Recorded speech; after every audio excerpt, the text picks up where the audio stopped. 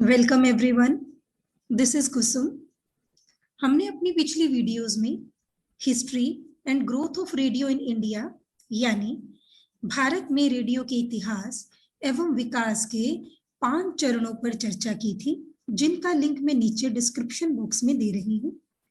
आज की इस वीडियो में हम इसके आगे के चरणों को जानने का प्रयास करेंगे। तो शुरुआत करते हैं। छठा चरण 1957 से 1994।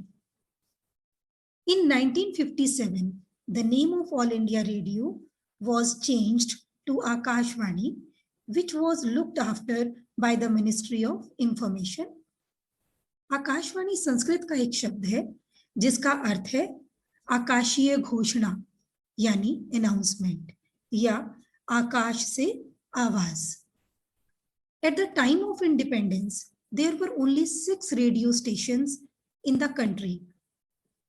But by the 90s, the radio network had spread all over the country and 146 AM stations were formed.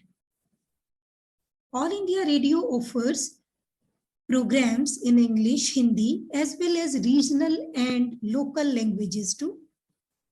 During 1967, commercial services started in India, and this initiative was undertaken by Vividh Bharati. विविध Bharti all India radio की सबसे अच्छी सेवाओं में से एक है।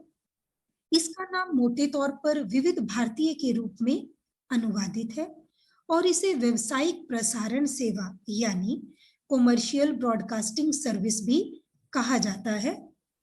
It is popular in big cities of India. Vividh Bharati offers many programs including news, film, music and comedy programs. It operates on different medium wave band frequencies for each city. Next आता है 7वां चरण 1994 और उसके बाद। There was a time when radio was the main means of communication. But today the times have changed. संचार के क्षेत्र में दुनिया बहुत आगे बढ़ चुकी है। A person sitting from one end of the earth to the other is constantly in contact with each other. In any corner of the world, any event, it is broadcast everywhere in a moment.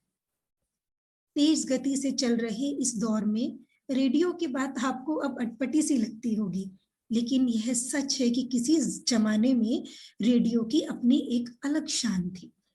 It was a matter of pride to keep radio, to listen radio and to participate in radio programs. Radio listeners have decreased after television. लेकिन FM के आने के बाद अब पुनः radio के दिन लौट रहे हैं। FM क्रांति Air operates an 18 FM radio channel called Air FM Rainbow, which targets urban audience in a fresh style of presentation.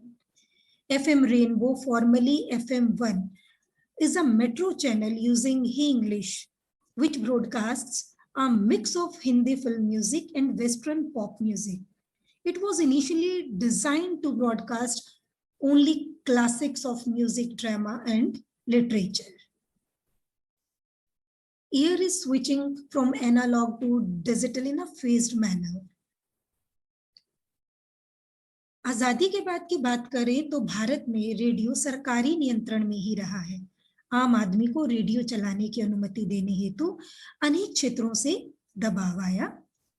In 1995, the Supreme Court of India stated that the government did not have a monopoly on radio waves, and in 2002, the NDA government allowed educational institutes to open campus radio stations.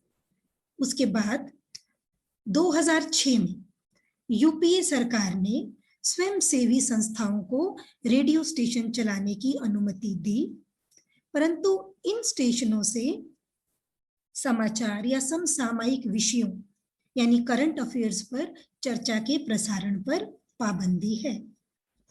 मन की बात is an Indian radio program hosted by Prime Minister Narendra Modi. in which he addresses the people of the nation on All India Radio, DD National, and DD News on 2014. Through this program, people have got a chance to stay connected with the radio.